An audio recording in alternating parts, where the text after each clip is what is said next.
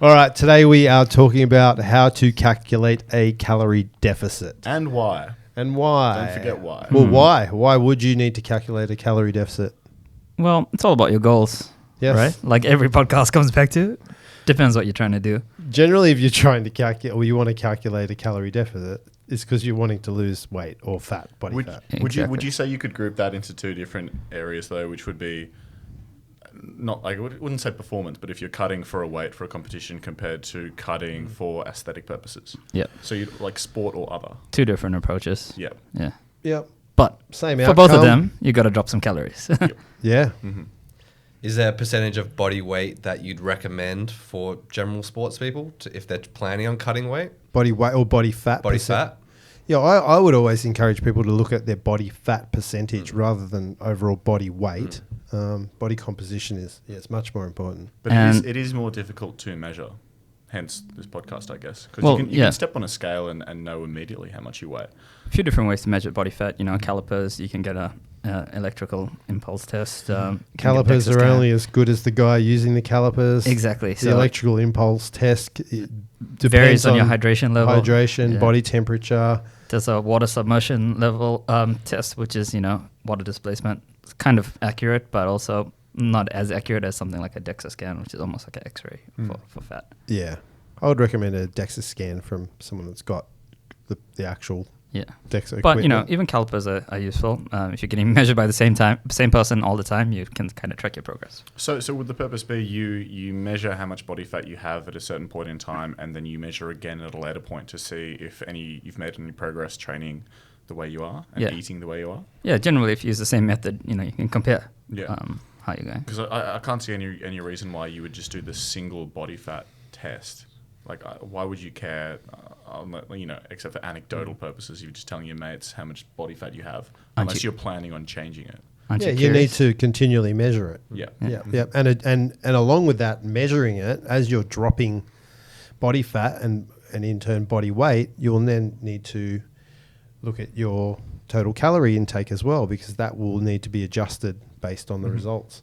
So I guess, how do you calculate total calories that you should be consuming? You got to look at a couple of different things, right? Yeah, One's calories and kilojoules, right? We use them interchangeably. In Australia, technically, we use kilojoules, but Americans use calories, and that's kind of how we talk. We still talk calories here. But, everything we're saying is basically times 4.2 to go from...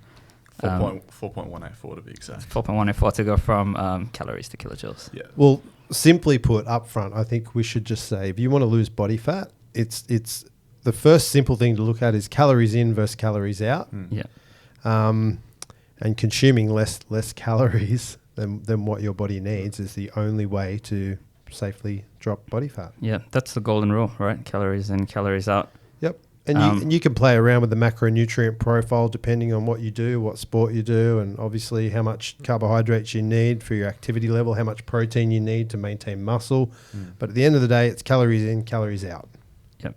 And, you can also play around with fat oxidation, fat metabolism, things to speed things up. But, if you're not in a calorie deficit, those things don't really matter when it comes to fat loss. Yeah, there's all these different types of diets: keto diet, carnivore diet, your normal sort of recommended diet with a mix of all the macronutrients. But at the end of the day, it doesn't matter which diet you choose that's right for you, you're still going to need to be in a calorie deficit. Do you want to run us through then quickly how you would calculate a calorie deficit? Two things to look at: basal metabolic rate, how many calories you need just to survive. Oh, Basil.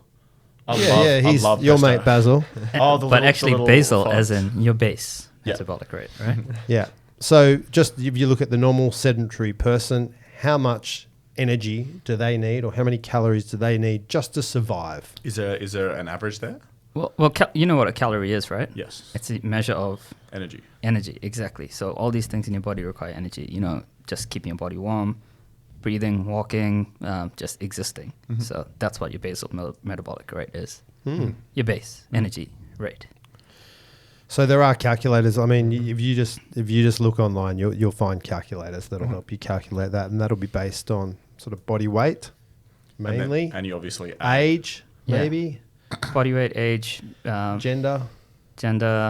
I I'm trying to think what else is in those calculations. Do men have a higher basal metabolic rate than women? Yes. Oh, why is that? Generally because men carry greater amounts of muscle tissue than women. And on average, heavier as well. Yeah.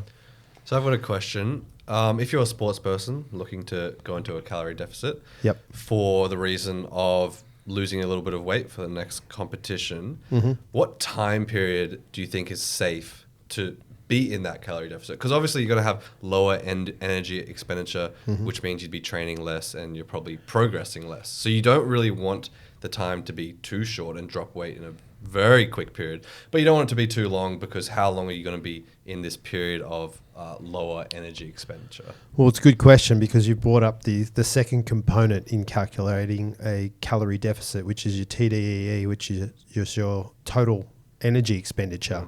So you need to look at how many calories you need just to survive. And then if you're an athlete, it's how many calories am I actually sort of utilizing through exercise.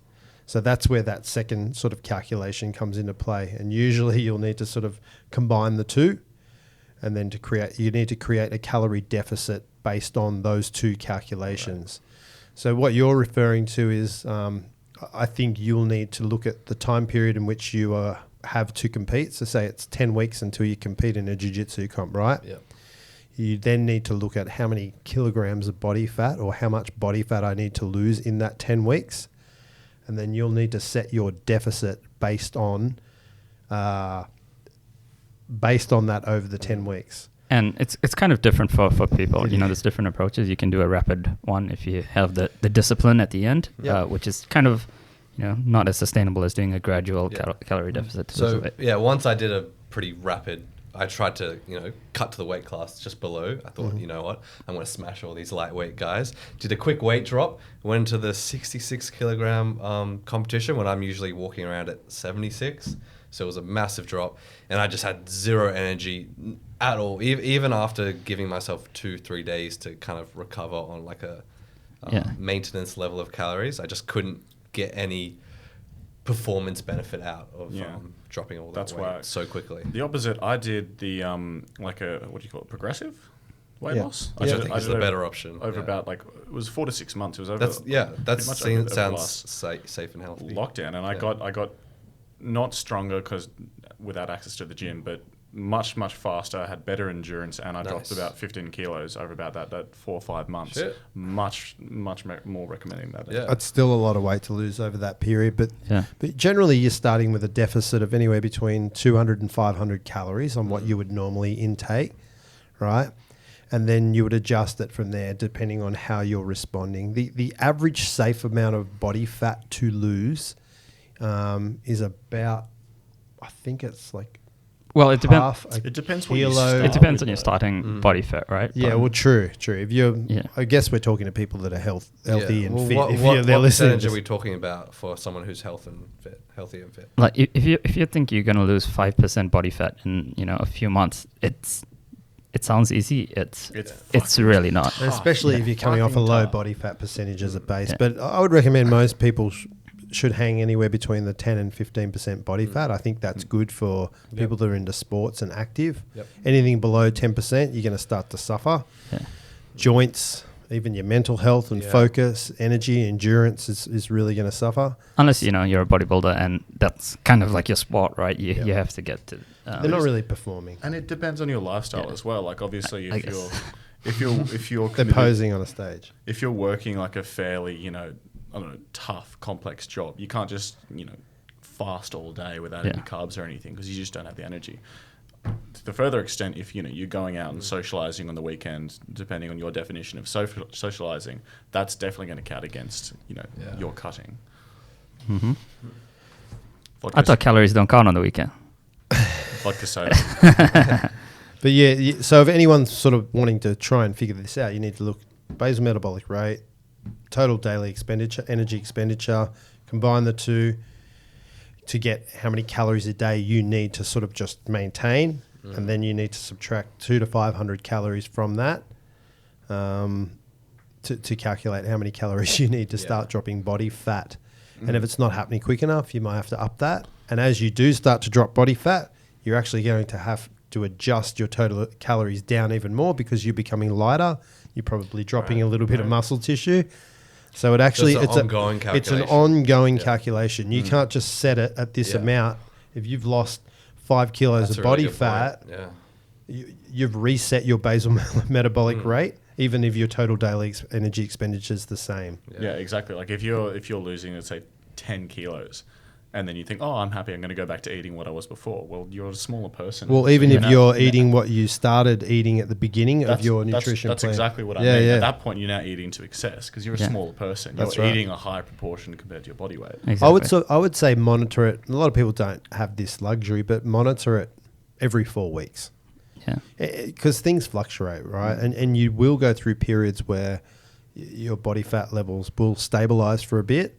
And then that's when people start, drastically adjusting it and dropping my calories right down. Oh, if I'm not losing any weight anymore. No, your body does go through periods as you're dropping body fat. Especially if you get into a low body fat percentage, it's trying to actually hang on to body fat for self-preservation. So you will go through plateaus. An alternative to figure out how many calories you're having is not for everybody, but tracking every single thing that you eat for a period of time, without making any changes, just to kind of set where you're starting at is, get one of these apps, plenty of them out there, MyFitnessPal, whatever. Yeah, it's pretty elite. Basically everything you pretty much everything you can eat, even Musashi bar, you scan it on this app, the calories are going to come up. You can, track your calories and see how it looks over a period of time. Those apps have got those calculators too. Yeah. So it will tell you based on your activity and how heavy you are and all those things we just spoke about. It'll tell you maintenance calories, lose weight. You can even put in a goal in those apps, and it will spit it all out for you. It's a bit of a pain to kind of scan and track everything you eat for some people that have never done it before. So the calculation's a lot quicker. You can find out tomorrow how But much. you know what? Like most people don't generally adjust their diet. If they're trying to lose body fat, they're eating similar things every day or every week. Yeah. So once they're preloaded into your MyFitnessPal or whatever, it's a simple click of the button because it's already there. Yeah, I think those apps are pretty good for food. I question it when you're putting in like how much exercise you're doing. Like for example, it doesn't have a calorie calculator for lifting weights for any resistance activity. It's just cardio, and I don't really trust a lot of the cardio settings there. Well, they're a What guide. you mean the exercise bikes are on? Yeah, They're a guide too, That's right? true. You could wear a heart rate monitor, and it could give you a rough calculation as well. That's correct. Yeah. But I don't think there is any simple No. way that mainstream people can calculate their true energy expenditure. Unless you're in a lab, you're not going to get anything really too accurate. But at least these things can help you to estimate it, right? All right, do you want to talk about the process of a calorie deficit? Yeah. Any hints? How do you subtract 200 to 500 calories? First tip is do it progressively. Don't immediately cut your calories in one day. But how do you cut your calories? I personally increase liquids. Well, that's not going to do anything to cut your calories. No. I guess I know the question Darren is asking is where should your calories come from? You got two options, really. You've got one, increase your energy expenditure. Yep. Or simply eat less calories. Well, right? what type of calories should you eat less of? Fats and carbs. So your three macronutrients is exactly. carbs, proteins, and fats, right? I think we need to bear in mind you can break down how much each gram. So yeah, right. 4, 9, and 9, isn't it? No, 449, right? So carbs and protein have 4 calories per gram. So So if you got a gram of protein, that's 4 calories. 4 calories. 20 grams of protein, 80 calories, right? Fat, on the other hand, has 9 calories per gram, right? So, people on keto, which is another common way to achieve a calorie We don't deficit. even need to talk about that at all. It's an entirely different kettle of fish. It's not at all. Yeah, It is. No, it's not. Well, fat actually fills you up. So people on keto have, But so does even protein. though they're having more fat, but fat is highly satiating. Try and eat a block of butter, right? Yeah, of course. But that's also you're trying to unlock the process of ketosis and whatnot. That's No, we're talking about it from a calorie perspective. Yes, okay. not- Although a keto diet puts you in ketosis, it ultimately works by putting you in a calorie deficit, right? There's many ways to get to a calorie deficit. You can do something called calorie restriction, which is what we just talked about, tracking your calories. You can do macronutrient restriction, which is, low carb, low fat. There's different ways. You can go low fat because fat has the most calories, or you can go low carb because, fat's going to fill you up. Different approaches to do it. Low both. Yep. Or you can do, calorie restriction, macronutrient restriction, time restriction. Intermittent fasting is a very popular way to do it. Big fan. Yeah. Just make a window where you're not getting any calories in. Yeah. But that also, like, the intermittent fasting has, like, obviously several different benefits, but I find the biggest one when it comes to caloric restriction is if you're eating in smaller periods of the day, it's a lot easier to just minimize the amount of calories you're eating. Yeah, I think that's why a lot of people lose weight on that type of diet. There's also people that will eat the same amount of calories in just a shorter window of time, and over the long haul, it has no difference. That's my point. That's what I'm trying to say. It's not the time period doesn't matter as much as the total quantity. That's right. The fourth method is psychological restriction, which is kind of a more experimental way, but getting into the bedroom here, mate. You're manifesting a basically, if you eat boring food, you're less likely to eat too many calories. Right? So you see bodybuilders eating chicken and broccoli all the time, or tuna and rice. So every day. Is that what you've done in the past for your? No, he just loves chicken. And rice. Well, typically I'll track macros, but I'll also at the same time throw in some boring food. Well, going back to and some time restrictions. Going back to those macros, I love like the Venn diagram between carbs, fat, and protein is fat and protein are both highly saturating. Satiating. And then protein and carbs both have lower calories per gram. So it's like it all comes back to protein. Exactly, 100%. Well, when you look, especially we're talking to sports people here or athletes, right? So I think if you are going to eliminate any of the macronutrients to bring your calories down, it has to be through carbs and fats, and I think through both is smart. Yeah. If you just remove all fats out of your diet, other things are going to suffer: testosterone production, joint health, all these things that fat provides to the body. If you remove too many carbs out, you're not going to have the energy levels that you need. Like you said before, you're going to walk into a competition flat and without your body's main preferred source of energy. Exactly. And, there's some quick calculations you can do. Putting protein as the foundation, most athletes, most men will need about 2 grams per kilogram of body weight of protein. Depending on your sport, but that's, at least 1.5 grams per kilogram of protein if you're less active. But anyway, so, you figure out your grams of protein that you need. Now you just times this by 4, and that's, say you need, say you're 80 kilo person, you need 2 grams a kilogram per body weight of protein. It's 160 grams of protein. It's quite a lot.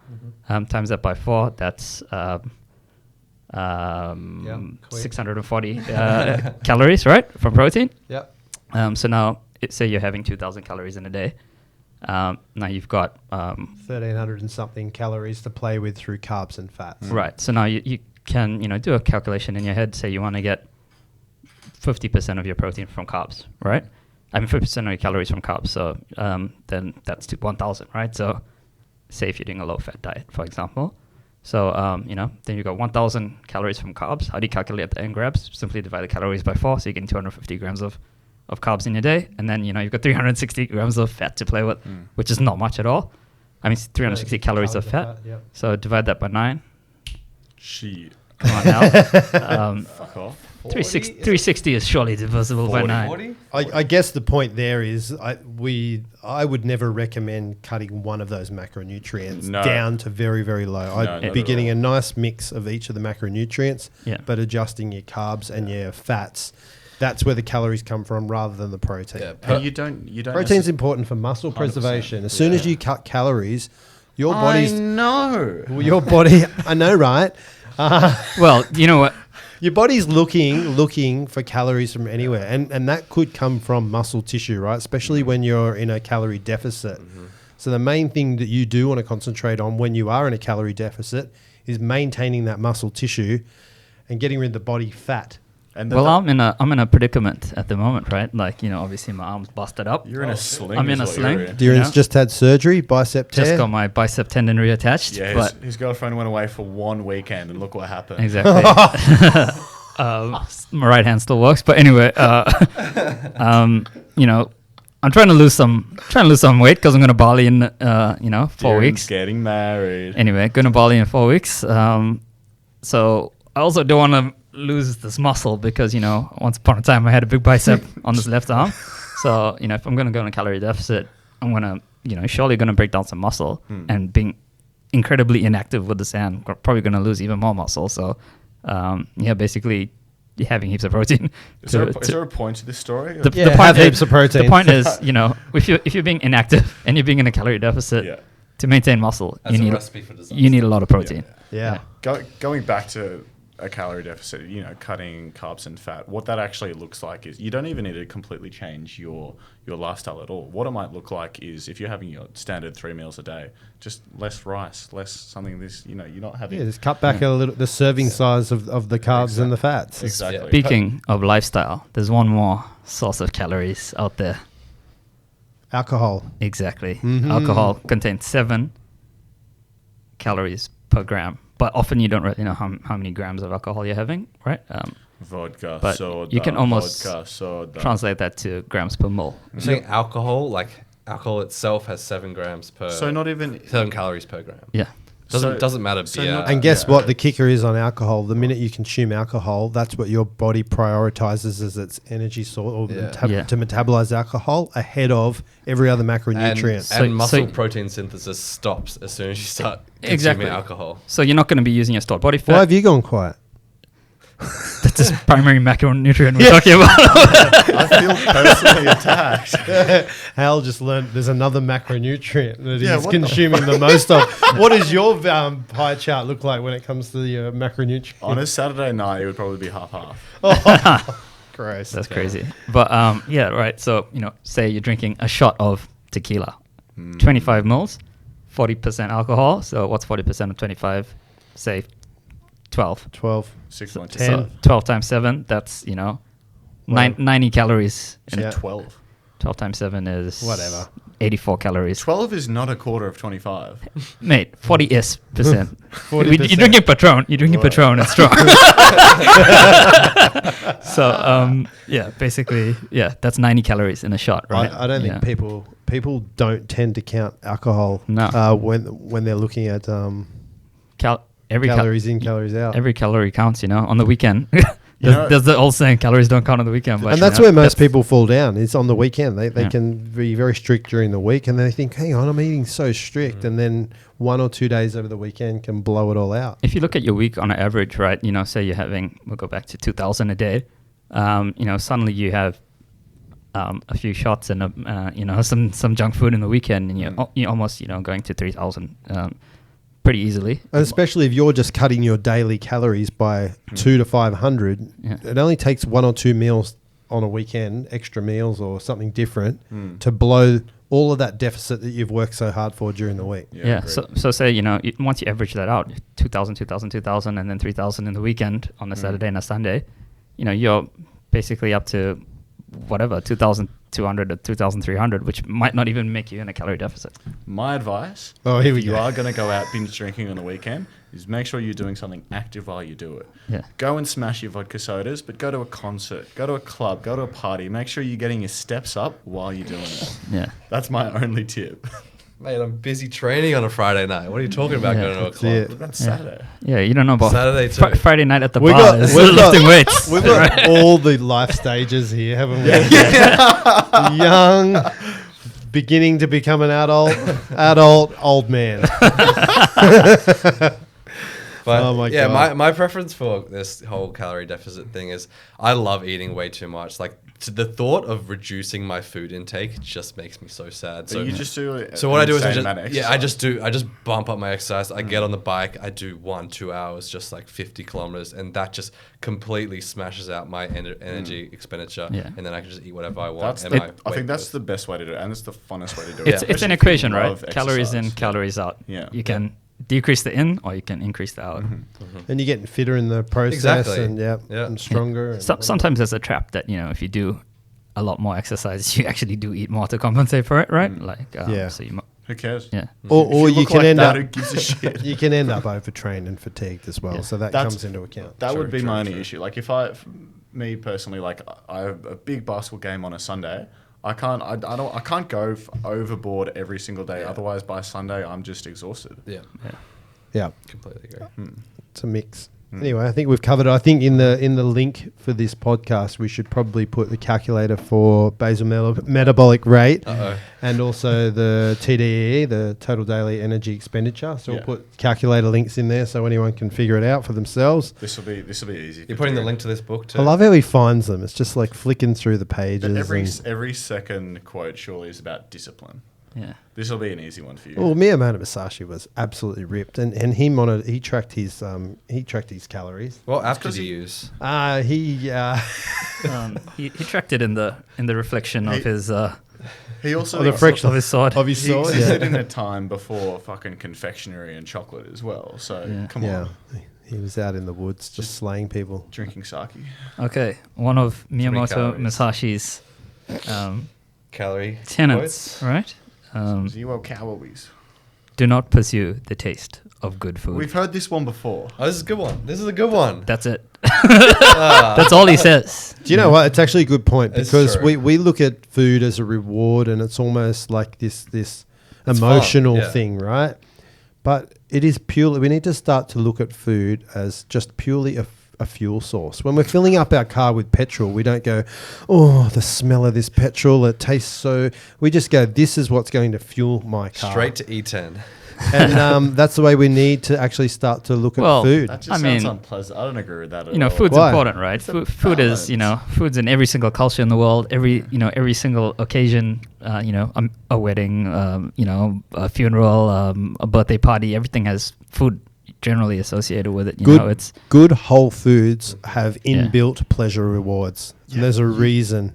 Yeah. We're meant to be eating like good quality fruits, and those things taste amazing. We're not seeking out artificial stuff to make it taste better. Yeah. They taste good for a reason. Feeling full and satiated is a better feeling than getting a piece of confectionery and getting that short-term. 100%. Agreed. But you can't just say, oh, you should prioritize, food or food is fuel. Yeah. That's just speaking to boiled chicken and No, that is honestly the way we need to primarily look at our food as a fuel for our body. But what you've got to enjoy what you What if eat. there you was just eat a like delicious shit. way to just get some high quality protein into your body? Well, But food is a reward too. If you think about primal humans, you're going on a hunt, you're chasing after the prey, you're hunting and you're mate, they were starving because they hadn't eaten in however long. They'll eat anything. Yeah. That's why they used to eat all the organs and everything And raw. Yeah. Have you seen Liver King? And with that, we shall say goodbye. And we're actually saying goodbye to Mark today. Oh as well. no! All the ladies out there are going to I know. be these hordes of lady following on this The podcast. followers that are looking for someone that's kind of smart, kind of hot, kind of dumb. We got a lot of. He's kind of dumb, but he's hot. Yeah. Yeah, You got to get that. It's all about balance. Yeah, right? I'm sure yeah, there's yeah. a quote there in that. And for that, whoever that lady was, he's not dumb, and he's not hot. You're breaking my heart. Definitely not dumb. One of the most intelligent people I've ever met. We're going to miss you, mate. And, Very smart guy. Yeah. Enjoyed having you Fun here. having you on. Yeah. And you'll see him pop up somewhere Yeah, I'll be around. in the future. Yeah. World champion jiu-jitsu probably. Maybe Yeah. Follow the two- jiu-jitsu circuit. 2 or 3 years off. Yeah. Pickle King. All right. Cool. ya. Musashi Yeah. out. That's Musashi out.